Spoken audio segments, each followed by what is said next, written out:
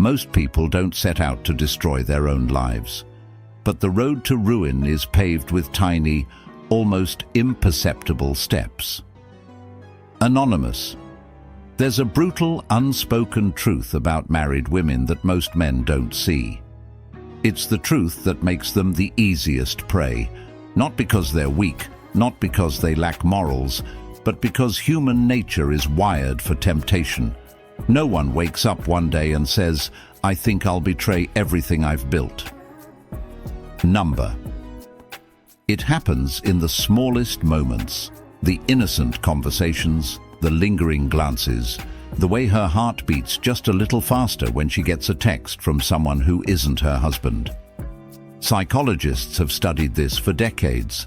They call it the slow erosion of boundaries, one step at a time, one thought at a time, until one day she looks in the mirror and doesn't recognize the person staring back at her.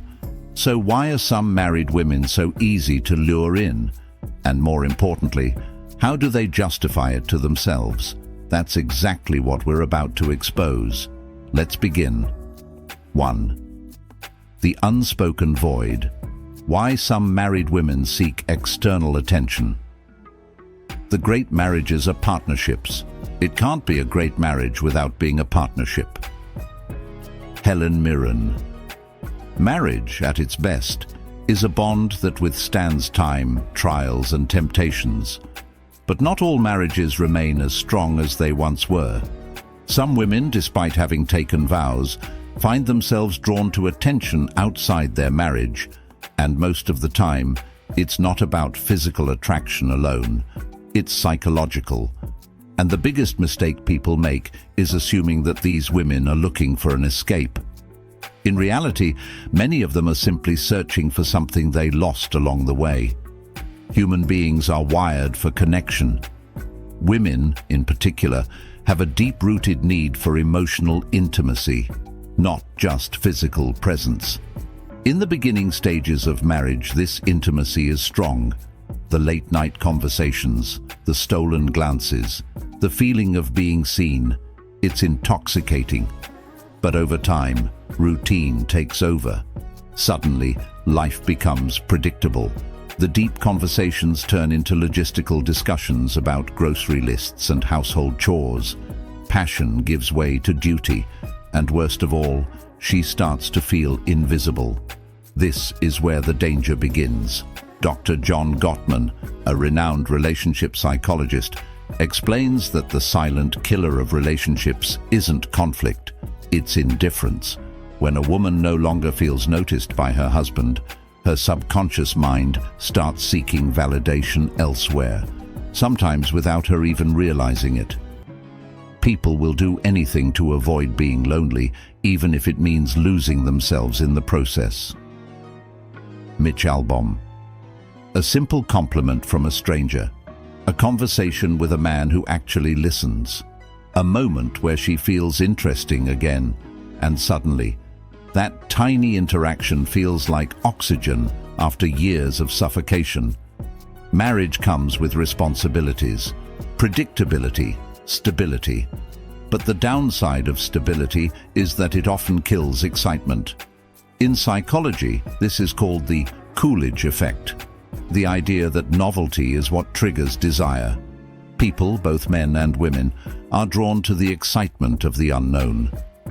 And if a woman has been married for years, if every day looks the same, if every interaction feels rehearsed, then the slightest spark of something new can feel electrifying. Not because she doesn't love her husband, not because she's a bad person, but because she misses the thrill of feeling wanted. We are most alive when we are in love, but love is not just about being together, it's about being chosen, again and again. F. Scott Fitzgerald. When a woman feels pursued, when she feels like she has power over a man's desire, it reminds her of a version of herself she thought was long gone. The younger version, the confident version, the one who felt effortlessly attractive. And so, even if she never intends to cross any lines, she might start walking closer to them, because in those fleeting moments, she feels alive again. Another overlooked reason why some married women become susceptible to external validation is social identity loss. Many women, after marriage, start to feel like they are no longer an individual. They are someone's wife, someone's mother, someone's caretaker. Their identity shifts from who I am to who I am to others. Before marriage, she was a mystery, an individual, someone with dreams, interests, passions. After marriage, she becomes defined by her roles: wife, mom, supporter, the one who keeps things together. While these roles are beautiful, they can also become restrictive. If a woman no longer feels like her own person, she might start seeking out interactions that make her feel separate from her role. And sometimes that interaction comes in the form of another man. 2. The justification game. The mind will always find a way to justify what the heart has already decided. Anonymous. No one wakes up one day and says, "I think I'll betray my marriage today." That's not how it works. When a married woman begins engaging in emotionally or physically risky behavior, it doesn't happen all at once. It's a slow, slippery process, one that is often justified in the deepest corners of her mind long before it manifests in real life. Because the truth is, guilt is an unbearable weight. And if someone can convince themselves that what they're doing isn't really wrong, they no longer have to carry that weight. So how does this happen? How do married women rationalize crossing the line? At first, everything feels innocent. It's just a little attention. What's the harm? I'm just talking to him. There's nothing wrong with that. It's not like I'm cheating. I'm just enjoying the moment. The human brain is a master of self-deception.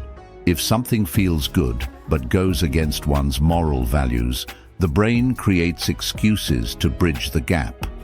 Psychologists call this cognitive dissonance, the tension that arises when our actions contradict our beliefs. And when that tension becomes too much to bear, the mind bends reality to protect itself. The easiest person to fool is yourself. Richard Feynman. So, a woman who was once completely loyal starts playing mental games. She downplays her actions. It's just flirting. It's not like I'd actually do anything. She shifts the blame. If my husband paid more attention to me, I wouldn't need this. She compartmentalizes. This has nothing to do with my marriage. This is just something separate for me. But here's the kicker. The more she justifies, the further she'll go.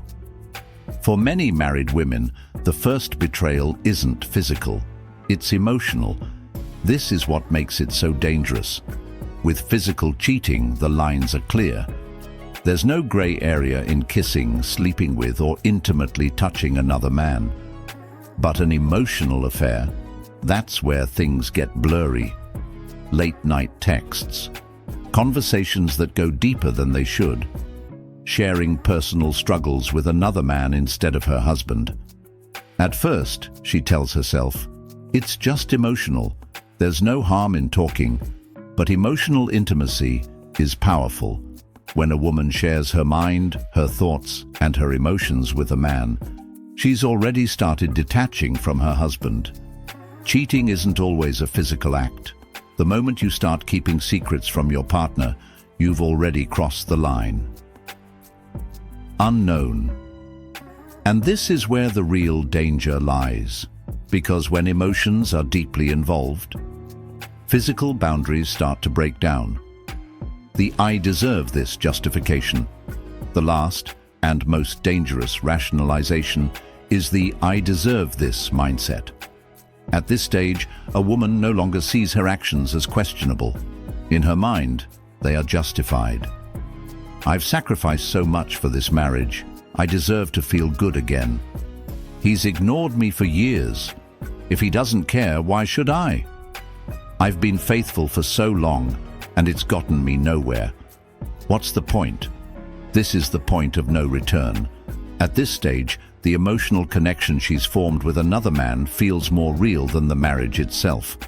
Her mind has fully convinced her that stepping over the line isn't betrayal, it's justice. And once a person believes something is justified, nothing can stop them. The reason married women sometimes become the easiest prey isn't because they are weak-willed or immoral. It's because the human brain is wired to rationalize what feels good. It starts with small excuses, tiny justifications. But if left unchecked, those justifications turn into actions. And once the line is crossed, there's no going back. 3. The breaking point.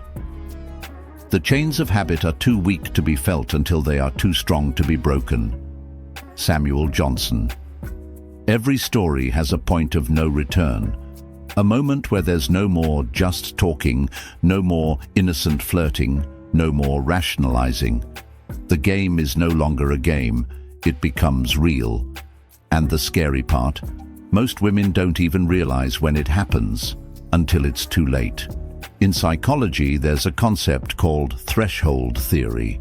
It explains why people who swore they'd never do something eventually end up doing it.